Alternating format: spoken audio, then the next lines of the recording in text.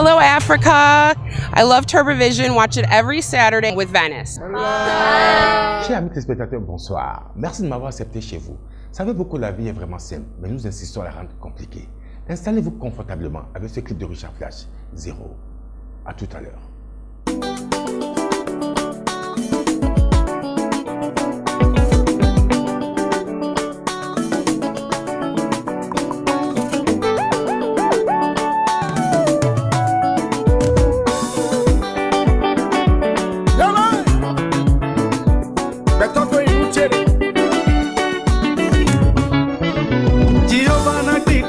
Mi fo mi nondo mi dese wendo beme mi do forte boba oude mi nondo gladi ba wendo beme Borondo, tu sais qui je suis, tu sais à qui tu parles. Abrume mi kate to belome me de mayon wena joche jume Benoît Corsi le naïe. Mesdames et messieurs, chers téléspectateurs, bonsoir. Bienvenue sur Tuvision International. Tuvision International reçoit pour vous ce soir Claude Balogun. Bonsoir, bienvenue sur cette émission. Bonsoir, bienvenue. Bonsoir aux téléspectateurs. Alors, c'est la saison 2, vous étiez à la saison 1 quand même. Hein? Évidemment. Ça va bien? Et ça va très bien. Je suis très heureux d'être ici. Vous êtes le directeur général de Gangam Productions, vous êtes réalisateur, vous êtes metteur en scène, vous êtes cinéaste, vous êtes acteur culturel. Vous êtes aussi au CES, c'est ça? Je suis conseiller au CES, au Conseil économique et social du Bénin. Alors, l'amour pour l'audiovisuel, c'est venu quand? C'est votre parcours? L'amour pour l'audiovisuel est venu d'une manière banale.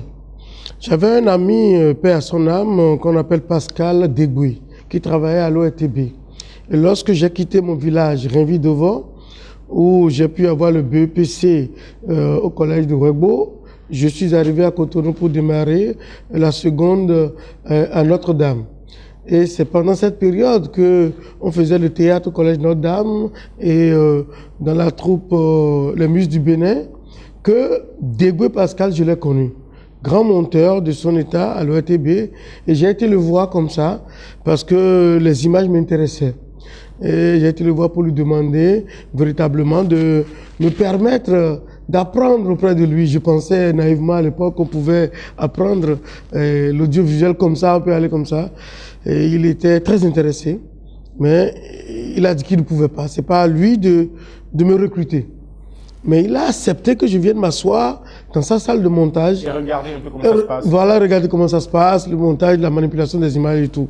Donc c'est ça ce qui a déclenché la chose. Après ça, le théâtre a pris le pas. Donc le conte, théâtre Wassangari. Vous avez vu comme grand conteur Wassangari à l'époque. Voilà, avec les bio, Floris Adjanourou, tout ça, Brice Brun, tout ça. Donc on a développé le théâtre rapidement, le conte théâtralisé à l'époque. Et c'est dans ça qu'on était lorsque LC2 allait s'installer.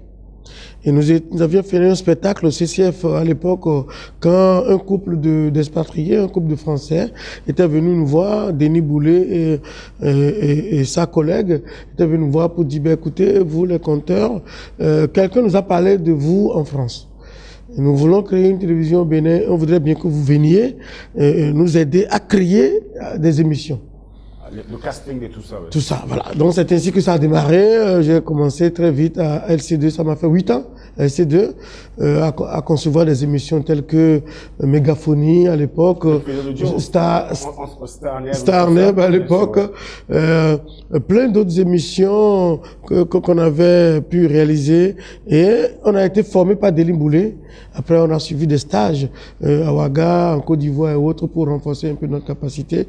Merci beaucoup d'être avec nous. Alors, dites-nous un peu, Gangam Productions, ça a été créé quand? Gangam Productions a été créé en 2002.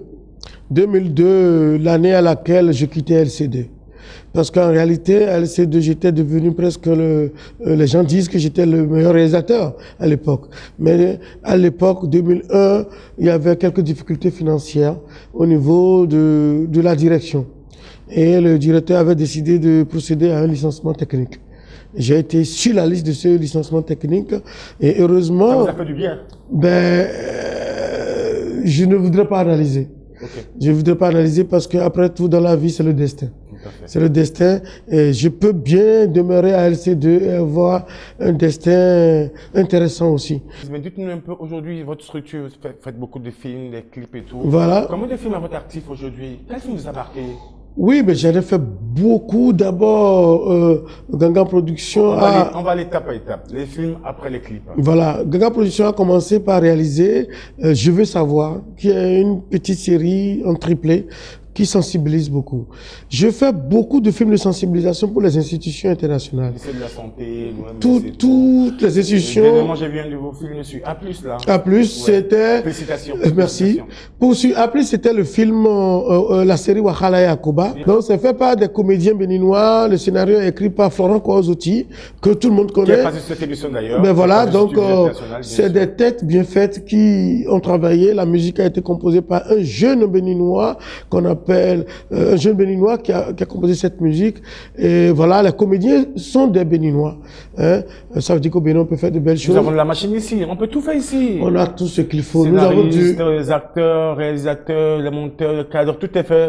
Made in Bénin. Vous savez, Monsieur Vélance, entre-temps, on avait beaucoup peur dans les diagnostics en disant qu'on n'a pas de maison de formation. Nous avons des maisons de formation désormais. Nous avons des acteurs qui s'expriment de plus en plus. Nous avons des techniciens qui sortent et qui travaillent. Et nous avons du matériel. Beaucoup de matériel d'ailleurs. Après, vous avez vu ici tout ce que nous avons. Voilà. C'est quand même au Bénin. Au Bénin. Donc, à partir de cet instant, il n'y a plus de raison pour qu'on ne produise pas bien. Est-ce que le ministère de la Culture joue sa partition? Ben, selon moi, oui. Oui, ça pourrait vous surprendre. Le ministère de la Culture, on dit l'État est une continuité. Le ministère de la Culture a commencé à jouer sa partition depuis le régime de Yahi Boni. Est-ce que vous voyez, à nous amener à 5 milliards. Même si on n'a jamais eu totalement les 5 milliards à gérer au fonds d'aide. Mais plein d'activités se menaient, plein de productions se faisaient. Et des choses se sont faites véritablement. Alors lorsque le régime de Talon est arrivé, la volonté s'est affichée et s'est confirmée véritablement. Parce que évidemment, je suis conseiller de la République, je suis conseiller économique et social. J'ai accès au budget de l'État et je sais ce qui est mis. Le budget du ministère de la Culture est passé à environ de 9-10 milliards à 35 milliards aujourd'hui. Alors, ça, on ne savait pas du tout, il fallait venir. Ben voilà, il n'y a pas meilleure volonté politique que ça. Est-ce que vous voyez? Et nous disons... Les artistes se plaignent, ils disent qu'ils ne vivent pas bien, ils sont dans un état piteux, les artistes béninois. Oui, la plainte est mondiale. C'est partout. Même en France, les intermittents de spectacle qui sont des artistes se plaignent. Dans tous les pays, les artistes se plaignent. Mais au Bénin, ce qui a ajouté un peu à la plainte est que nous sommes passés d'un régime à un autre et nous sommes arrivés à quelque chose qu'on appelle la rupture. Il faut être patient. La rupture, si on regarde, c'est rompre. Alors, si on doit rompre, on doit mettre en place alors une politique. Une machine. Une machine, une politique ne se met pas en place non plus en 2 jours. Alors, donc, moi, j'estime que les acteurs culturels doivent pouvoir être patients parce que la volonté s'est affichée au niveau du président Talon de mettre 35 milliards dans la culture et le tourisme. Est-ce que vous voyez? C'est pas que la culture, mais la culture et le tourisme dans ce ministère. Parce que quand on est artiste, il faut se cultiver aussi. On ne peut plus être artiste aujourd'hui et être ignorant de tout. Et si on se cultive, lorsque un système se met en place, on doit lire. Lorsque j'ai lu de fond en comble le budget de l'État, j'ai vu que pour 2017, déjà plein de choses sont prévues, telles que la construction de certains centres, parce qu'on dit toujours, nous n'avons pas d'espace. On n'a pas d'infrastructure. Ils ont prévu la construction d'infrastructures. Ils ont prévu l'équipement d'infrastructures. Ils ont prévu la formation. Et ils ont prévu la détection des talents. Donc, une équipe a travaillé pour qu'on... De toute façon, j'ai rencontré le ministre de la Culture, me l'a dit. Voilà, donc... il y a un projet pour les talents. Évidemment, je ne vais pas au ministère de la Culture. Moi, je parle de ma position de conseiller et du travail d'enquête que j'ai eu à mener pour me dire, écoutez, acteurs culturels que nous sommes, calmons-nous pour voir qu'est-ce qui va se mettre en place. Et puis, d'ici la fin de cette année, on va dire, voilà le budget que vous avez fait pour cette année, 35 milliards. Et à partir de cet instant, qu'est-ce qui est fait? On va faire le bilan. Merci encore une fois d'être avec nous. Claude Balogun, vous êtes directeur de Gangan Production. Alors, votre projet Zulu Project, c'est quoi? Ah ben écoute, tu es bien informé, Zulu Project, c'est un projet de formation rapide. Parce que nous avons beaucoup d'étudiants Aujourd'hui, nous avons beaucoup de problèmes d'accès au métier, au travail. Nous avons beaucoup de volonté également. Et nous avons beaucoup de gens qui ont envie de se faire former, mais qui n'ont pas les moyens. Le système anglo-saxon, hein, voilà. C'est rapide, c'est speed, voilà. 3 mois, alors, 6 mois, c'est un projet initié par une structure qu'on appelle Sud-Créa et Réussi ONG, qui est mon ONG que je dirige, qui est dans la formation, avec comme appui technique, Gangan Production, Média Production, et Tube Vision, naturellement, parce qu'il y a des stagiaires qu'on va envoyer. Donc, ces structures que nous avons derrière comme partenaires ont décidé d'offrir des bourses. Donc, ces structures vont offrir 200 bourses aux jeunes. Et ce programme démarre aujourd'hui. Aujourd'hui, d'ailleurs, on commence une journée d'information. Nous avons déjà près de 400 inscrits. Et au niveau de ces 400 inscrits, nous allons en sélectionner 200 qui vont venir se faire former d'une manière rapide avec des... du nord au sud, de l'est à l'ouest, tout le monde se sont... De toute façon, on passera les bandes passantes. Voilà, voilà. Donc, on a passé la publicité d'ailleurs pour que les gens viennent s'inscrire, se sont inscrits. Et puis, on va faire la formation en cadrage, en son, en montage audiovisuel, en infographie, en montage de sites web, parce qu'aujourd'hui, on ne peut pas faire de l'audiovisuel sans penser à diffuser ces effets sur Internet. Ouais. Donc, il y a un certain nombre de métiers qui ont été sélectionnés comme ça. Donc, en gros, ces 200 personnes vont être formées et il y a 3 étapes. Il y a l'initiation, qui est une journée. On les sensibilise, on les initie, on leur montre que un acteur culturel doit pouvoir être légal. Un acteur culturel doit pouvoir avoir ce qu'on appelle le RIB, enfin le LIFU par exemple, ou créer une association, par exemple, ou créer une entreprise. On doit être un agent économique pour l'État. On doit être un élément qui contribue au développement de l'État. Et on leur apprend ça en une journée.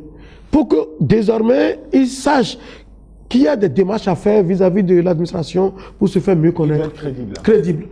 Après, on les forme véritablement d'une manière technique, rubrique, enfin discipline par discipline, avec des tuteurs qui vont les accompagner. Mais après, on leur ouvre la porte du travail. Parce que tous ceux qui vont être formés vont travailler sur une grosse production finalement, sous forme de travail en tant que leur premier film. Une chaîne. Une chaîne. Donc, les acteurs qui ont été formés vont jouer, les cadres qui ont été formés vont tourner avec les parrains. Ça se passe au Nigeria. Partout. Nous nous sommes inspirés de cela au Luxembourg lorsque on a été en stage là-bas pour la soutenance de notre master sur les industries culturelles et nous voulons répliquer ça ici. Merci encore infiniment d'être avec nous. C'est clair, j'espère qu'ils sont à l'écoute, ils regardent cette émission. Merci. Alors, dites-nous un peu votre apport par rapport au Conseil économique et social. Quel est le rôle que vous jouez là-bas? Merci d'avoir abordé ce sujet. C'est important, c'est important pour nous. Merci. Le Conseil économique et social est l'une des institutions importantes de l'État. Une institution inscrite dans la Constitution. Ce n'est pas une institution créée par un gouvernement ou par un président. C'est une institution comme la HAC, c'est une institution comme l'Assemblée. Vous êtes conseiller là-bas, c'est ça? Je suis conseiller. Alors, donc, c'est une institution qui regroupe 30 conseillers. Des conseillers dont 3 sont désignés par l'Assemblée nationale, 2 par le président de la République, mais les autres émanent de toutes les couches socio-professionnelles. Des artisans, des artistes, les commerçants, la chambre de commerce, le patronat, les sportifs et les membres des associations de développement. Vous êtes dans quelle rubrique vous? C'est les artistes, je reprends les artistes. Les artistes. Donc les associations de développement, et puis les juristes, les gens émanant des ONG, de la société civile, des gens émanant des syndicats. Nous avons 4 syndicats émanant des centrales syndicales qui sont avec nous. Alors, c'est la seule assemblée qui opine, donne son opinion véritablement sur les problèmes économiques, les problèmes sociaux, les problèmes culturels, les problèmes environnementaux de l'État. C'est la seule structure qui peut se déplacer et aller à l'intérieur du pays, aller rencontrer la population et discuter. Je vous ai vu au nord récemment, quand on a été rencontrer les Peuls pour discuter, n'eût été notre présence de la transhumance, là. De la transhumance. Évidemment, il y a une crise à Malanville actuellement, où il y a eu mort d'hommes. Mais on était passé, c'est ça qui a réduit véritablement la crise. Sinon, la crise allait être plus dangereuse que cela. Donc, c'est l'une des structures de l'État que le chef de l'État doit consulter. Lorsqu'il a des sujets économiques, lorsqu'il y a des lois à porter au niveau de l'Assemblée, un certain nombre de choses à porter, on doit le consulter et notre avis, quoi qu'il soit consultatif, doit pouvoir être envoyé à l'Assemblée pour accompagner la proposition du gouvernement avant de... Donc, lorsqu'on est là-bas, on n'est pas là-bas pour parler des artistes seulement. On est là-bas pour parler de tous les problèmes de l'État. La preuve, vous m'avez vu au nord avec les Peuls et avec les agriculteurs. C'est ainsi que vous allez me voir avec le préfet Tobola sur la lagune de Cotonou en train de visiter l'état d'immondice parce que nous sommes en train de travailler sur la pollution de l'eau. Il y a plein de sujets sur lesquels nous travaillons véritablement. Le CS a géré énormément de crises et en gère.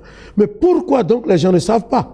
Les gens ne savent pas parce que la loi ne nous autorise pas à publier. On ne peut pas être conseiller d'un chef et venir dans la rue dire nous conseillons telle chose à tel chef. Balougou, merci encore d'être avec nous. Alors dites-nous, est-ce que la musique béninoise, est-ce que ça vit, est-ce que ça marche selon vous, la musique béninoise? La musique béninoise marche, selon moi.